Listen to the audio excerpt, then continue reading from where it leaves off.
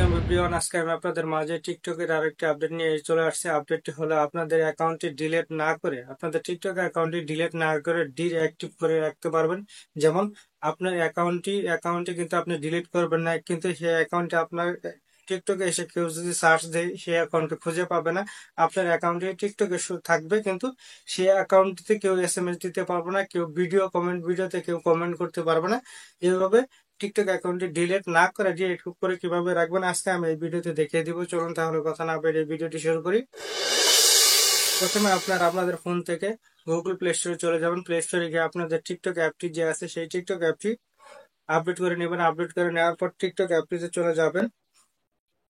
TikTok অ্যাপটিতে চলে যাওয়ার পর এখানে আপনাদের যে অ্যাকাউন্টটি ডিএক্টিভ করতে চাচ্ছেন সেই অ্যাকাউন্টের প্রোফাইলে চলে যাবেন। প্রোফাইলে আসার পর এখান থেকে কোনার দিকে যে থ্রি লাইন আছে সেই থ্রি লাইনে ক্লিক করে দিবেন।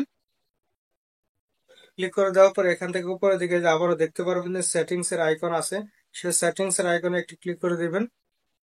এখান থেকে আপনি অ্যাকাউন্টে ক্লিক করে দিবেন। অ্যাকাউন্টে চলে যাবেন। অ্যাকাউন্টে চলে যাওয়ার পর এখান থেকে নিচের দিকে যে দেখতে পারেন যে ডিএক্টিভ অর ডিলিট অ্যাকাউন্ট, সেই ডিএক্টিভ অর ডিলিট অ্যাকাউন্টে ক্লিক করে দিবেন।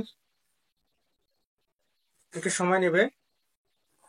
সময় নেওয়ার পর এখান থেকে দেখতে পাচ্ছেন নিচেরটি কিন্তু ডিলিট পার্মানেন্ট অ্যাকাউন্ট, এখান থেকে উপরেরটি হচ্ছে ডিএক্টিভ অ্যাকাউন্ট। এখান থেকে আপনি যদি ডিএক্টিভ করতে চান তাহলে দ্বিতীয় নম্বর অপশনটি সিলেক্ট করে দিবেন।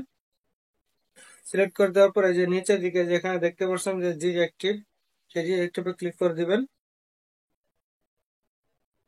ক্লিক করে দেওয়ার পর এখান থেকে কিন্তু আপনাদের অ্যাকাউন্টটি কিন্তু ডিএক্টিভ হয়ে যাবে। এখান থেকে ফেসবুক অ্যাকাউন্ট যে আমি যে অ্যাকাউন্টটি খুলেছি এখান থেকে কিন্তু আমার টিকটক অ্যাকাউন্টে কিন্তু ডিএক্টিভ হয়ে গেল। এখান থেকে আমি যদি চাই পুনরায় আবার অ্যাক্টিভ করবো কিভাবে, এর পরবর্তী একটি ভিডিওতে আমি দেখিয়ে দিব যে কিভাবে আপনার ডিএক্টিভ করে অ্যাকাউন্ট পুনরায় আবার অ্যাক্টিভ করবেন।